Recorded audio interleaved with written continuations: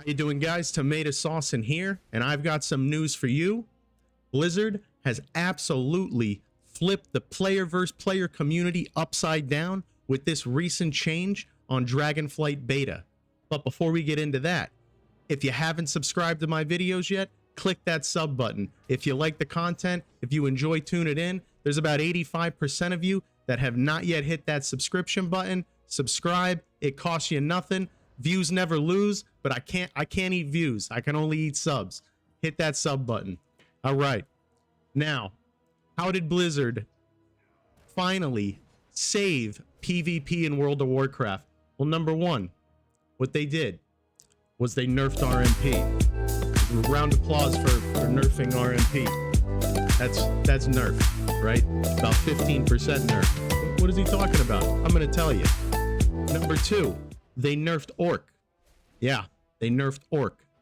Bye-bye, green guy.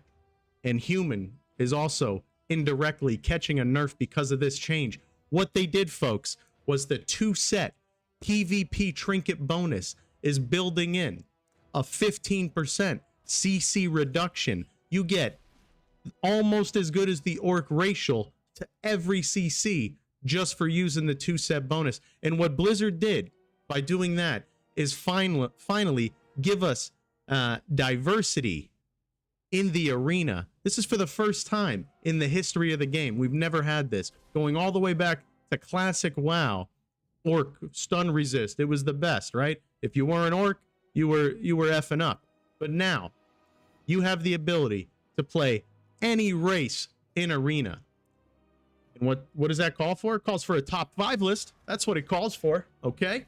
So, we're going to go through what I consider the top 5 best races in arena now that Orc is gone.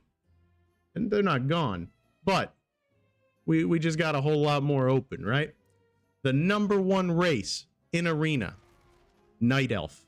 100%, no doubt. Shadow Meld is the best racial in the game, period, the end. It was already played at the highest levels for druids, demon hunters, some rogues, but now you're actually going to see Night Elf probably spread out to a couple other classes. Shadow Meld's incredible. You get 2% baseline dodge. You're more resistant to nature damage, which, you know, every enhancement shaman really hates. And you can move faster while stealth. And I thought it was while dead too. Yeah, move faster while dead.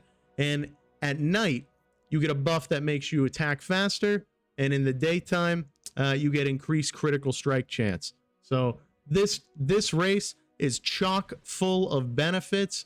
Now that you're not worried about dying in a stun because you're getting 15% CC reduction across the board built into your 2-set PvP trinket bonus, Night Elf stocks just went through the roof.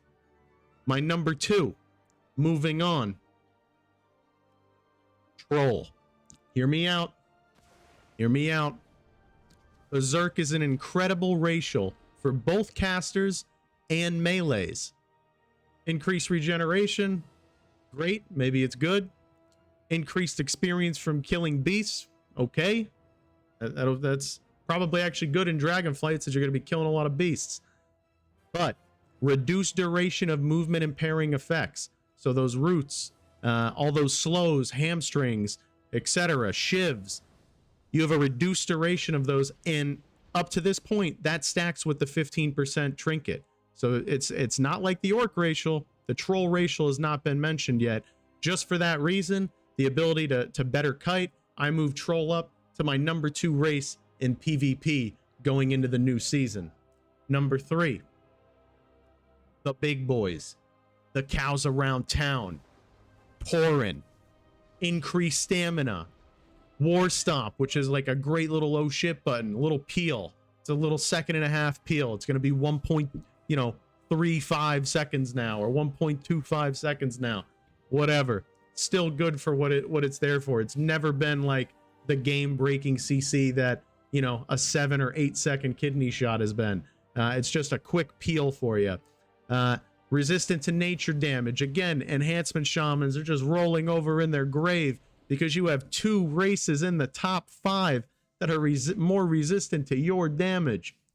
An increased effect from critical strikes.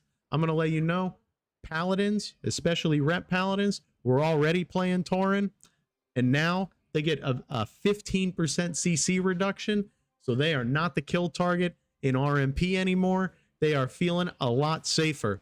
I'm going to let you know also, for free, RMP got double nerfed because now priests can't mass dispel either. So Tauren rep paladins are out there drinking, partying, you know, chugging a Mike's Hard right now. They're stoked. My number 3 race is Tauren. But let's go back through the top 3. We've got Night Elf. We've got Troll. We've got Tauren in our number 4 race. It's already seen some AWC play. It's debatably the coolest race in World of Warcraft. Pandaren are back. Pandaren are here. We already saw them played at the highest levels on mages and priests, but now you might see them on some more classes. Venruki's been playing them at an R1 level for a very long time, and congratulations to Venruki because you just got mega buffed. Although the 15% CC duration hurts your kill windows, you're also at a much less chance of dying in, you know, a stun, which has always been not just monks, but any panda's worst nightmare. Now, what are you getting as panda? You're getting Quaking Palm, which is an incredible racial, just an extra CC. You know, it's gonna hit for 15%, you know, less duration now. You receive twice as much rested experience. Cool. Increased benefits from eating food, and the only race that can eat food in arena. Cooking skill increased. I could take that or leave it. But the best, one of the other best racials in the game. I have a lot of best racials in the game, but takes less falling damage is probably my personal favorite. Let's be real. I put this up there with Shadow Meld because I'm always jumping off of things, and you know, I break my little legs too many times. That's what I consider the number 4 race on my list for top 5 races in arena. And let's go to our number 5. A list wouldn't be complete without the Gnome Boys, the Ankle Biters. They're here, and I consider them the number 5 on my list of top 5 races for Dragonflight Season 1 Arena. Let's see what we're getting from Gnomes. Escape Artist, right? So, not only are we getting a 15% CC duration across the board, but if you get rooted at an inconvenient time, you can hit your Escape Artist. That doesn't stack with a trinket, so there's no extra cooldown there. Bada bing, bada boom, you're out of that root. Now, you're also going to get an increased resource pool, whether that be mana, runic power, rage, whatever.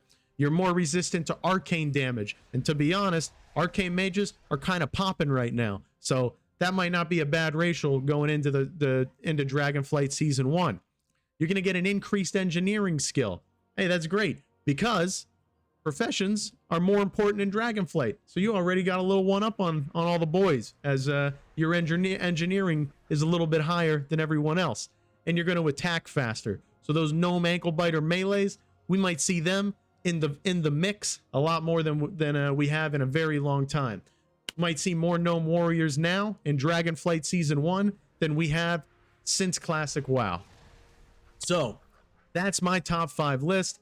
I think this is an incredible change that Blizzard put out. It's going to really bring some diversity into Arena, and inadvertently, it's probably going to line their pockets a little bit as people start purchasing race changes. That's an unfortunate reality, but at least we're not orcs across the board. We're not humans across the board. We have the ability to play whatever race we want and not feel like we're at a massive disadvantage. If anything, we're actually at an advantage now. So, enjoy it, guys. I hope you have a very fun first season of Dragonflight. I've been playing a lot on the beta, and if you tune into the channel, you're going to see a lot of content around Dragonflight beta and even some Wrath of the Lich King content. So if you haven't subscribed yet, click that button. Views never lose, but I eat subs.